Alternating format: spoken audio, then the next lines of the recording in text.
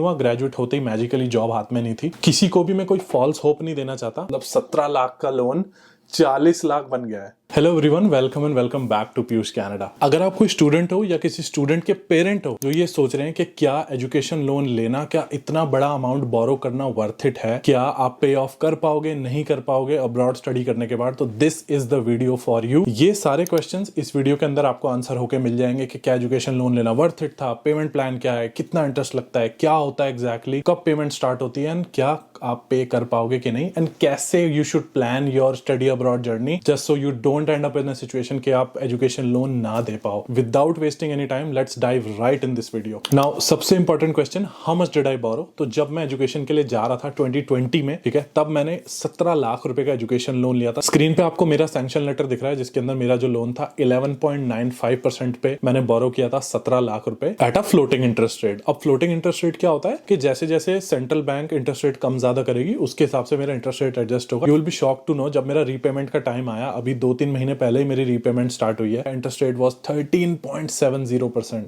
13.70% मेरा interest rate हो गया था। नाउ सेकंड क्वेश्चन जो आप शायद जानना चाहोगे, वाज इट इनफ? क्या ये इनफ था इतना बोरो करना? Simple answer is no, it was nowhere close to enough. मैंने अपनी कनाडा में रह के अपनी फीस मैंने खुद से काम करके खुद से पे ऑफ करी है, अपार्ट फ्रॉम द मनी जो मैं इंडिया से पे करके आया था। आपको देखना है मैंने कैसे करी, step by step, dollar by dollar की कैलकुलेशन, एंड आप कैसे पे ऑफ कर सकते हो उसके लिए मैंने ये वीडियो बना रखी है। आप जाके ये वीडियो भी देख सकते हो, ठीक है। तो टोटल जो मेरी एजुकेशन थी वो $46,000 का मेरा कोर्स था, प्लस 10,000 जो कनाडा में जीआईसी देनी होती है। अभी तो वो जीआईसी 20,000 हो गई है, ठीक है। 17 लाख रुपए आप लगा लो अप्रोक्सीमेटली, उस टाइम के कन्वर्जन रेट के हिसाब से it's almost $24,000। Was that enough? Nowhere close to enough, ठीक है। Now the third question you might be interested in knowing is कि कितना इंटरेस्ट अक्यूमुलेट हुआ। तो देखो, मेरा लोन 14 ईयर्स का लोन था जो 3+11 में स्ट्रक्चर्ड था। 3 ईयर्स था मेरा grace period, that was my moratorium period, and 11 years की मेरी बैंक ने ईएमआई बना दी थी एवरी मंथ की। नाउ जो वो 3 साल है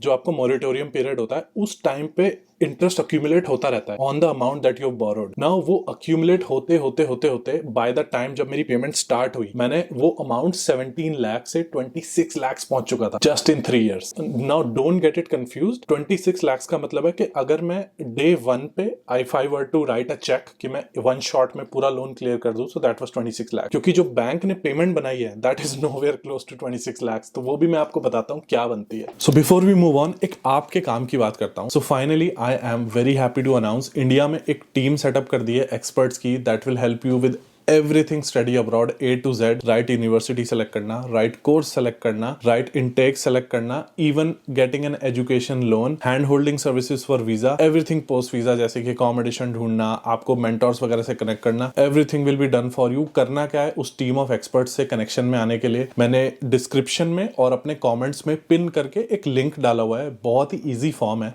उस फॉर्म को भरो, इट्स अ गूगल फॉर्म। जैसे आप उस फॉर्म को भरोगे, somebody will get in touch with you, they will get your study abroad journey started। जब तक ये वीडियो खत्म होगी आपको रियलाइज हो जाएगा कि सही course in a right university कितना इंपॉर्टेंट है, ठीक है। And the right guidance can really make or break your case. Education loan pay off करना obviously is very important, but that is just the first step of everything that is waiting for you, all the success that's waiting for you, ठीक है। दोबारा बता रहा हूँ, description box में और comment में मैंने लिंक डाला हुआ है, उस लिंक को भर दो। A team of experts will be in touch with you to get your study abroad journey started. Stay away, stay far away from generic college and a generic course. A generic course from a generic college अगर आप करोगे, आपके chances of success, chances of getting a high paying job बहुत कम है। मैं बता देता हूँ क्यों। अभी आपने कनाडा में देखा कैसा चल रहा है। कनाडा में क्या हो रहा है, जिस स्कोर में 2 लोगों की पीआर हो जाती थी, अभी वो एक व्यक्ति का स्कोर है। एंड वो स्कोर को अचीव करने के लिए क्या चाहिए, you need a better education in a specific field. अब वो स्पेसिफिक फील्ड्स क्या हैं, हर प्रोविंस के अलग अलग डिपेंड करते हैं, but in a nutshell these are skilled courses. अगर आप जनरल कोर्स लेके आओगे जो बहुत ही ईजी कोर्सेज हैं, तो आपको हाई पेइंग जॉब लेने में प्रॉब्लम होगी।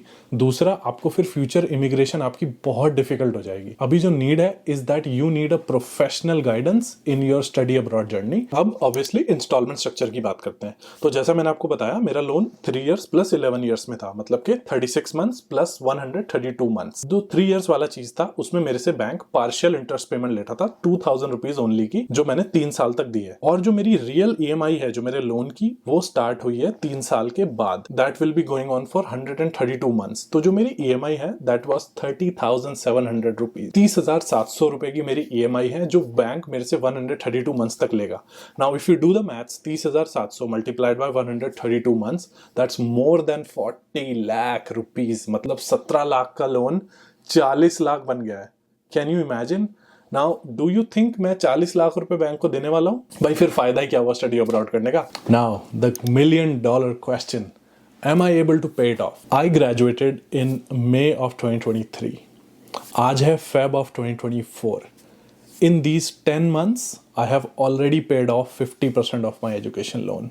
As we stand today, 50% of my education loan has already been paid off. अगर मैं इसी पेस से चलता रहूं, I will finish off my education loan before 2 years. 2 साल के पहले मैं अपना पूरा एजुकेशन लोन पे ऑफ कर दूंगा। 2 साल फ्रॉम द पॉइंट जहां से मैं ग्रेजुएट हुआ, जब से मेरे को वर्क परमिट मिला। ऐसा कैसे पॉसिबल है? मैं ऐसा कैसे कर पा रहा हूँ? 2 रीजंस। पहला, मैं रैंडम कोर्स, रैंडम कॉलेज नहीं गया। आई यूज्ड प्रोफेशनल गाइडेंस जब मैं स्टडी अब्रॉड करने जा रहा था। More importantly, I selected a very specific course in a decent university. Now मैं ये नहीं कह रहा जहां से मैं पढ़ा हूं it's the Canada's top 1, top 2, top 3, no, but it's far away from the worst possible options जो आपको डेली बेसिस पे प्रेजेंट किए जाते हैं, जहां पे आधी दुनिया जा रही है। I think you know what I am talking about, right? So yes, short answer is yes, I am able to pay off my education loan. Second, I ended up getting a fairly decent job after my graduation. Instantly नहीं हुआ, graduate होते ही magically job हाथ में नहीं थी, कुछ महीने लगे, but at the end I was able to get a very nice job. More importantly, ये एक दिन में नहीं हुआ। I use to talk to mentors, मैं इवेंट्स अटेंड करता था, अपने क्लास में ध्यान देता था, प्रोफेसर से बात करता था, and during my graduation I upskilled myself to a level,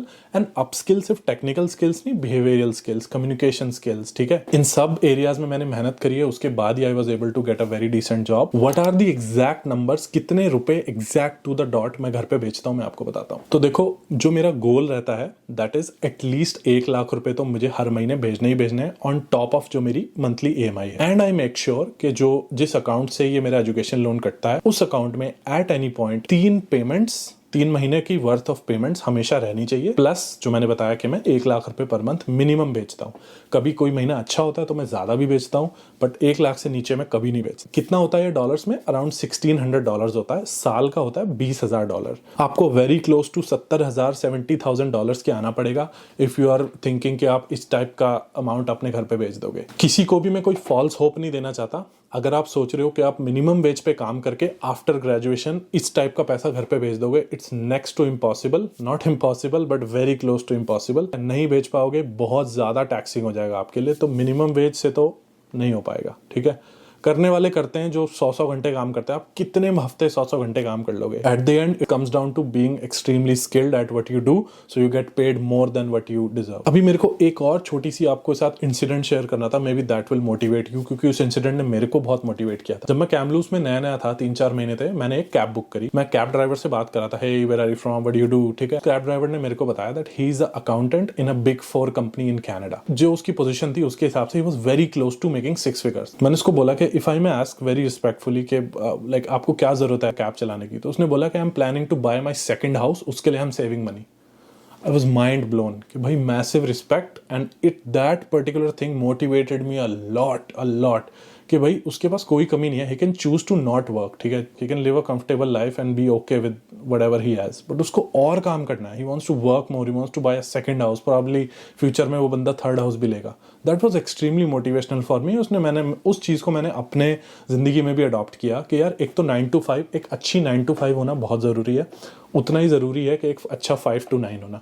5 to 9 is your side hustle, जो आप वीकेंड्स पे करते हो, या आप ऑफिस से आके if you are working on your business या समथिंग। बहुत सारे लोग अपने फाइनेंशियल गोल्स की तरफ बहुत जल्दी पहुंचने के लिए, to accelerate their journey, to pay off their debt faster या save for something they want, they have a 5 to 9, ठीक है? They have a side hustle. ये भी बहुत इंपॉर्टेंट है। अगर आप 5 to 9 में पैसे नहीं कमा रहे, at least use that time to upskill yourself कि नेक्स्ट ईयर या in 6 months you can have a better 9 to 5 using that 5 to 9।